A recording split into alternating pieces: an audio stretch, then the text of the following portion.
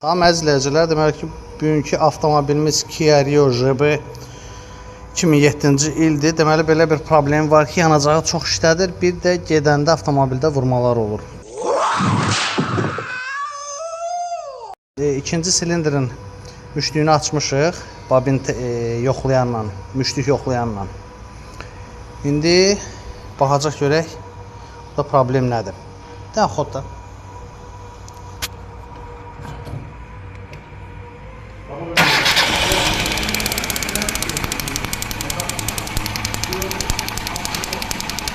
Deməli, burada bizdə normaldır.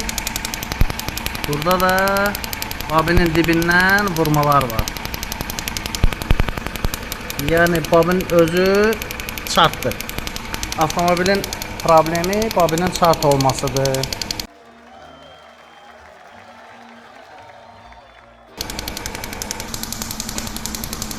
Deməli, problem buradadır. Baxa bilərsiniz. Çox sağ olun.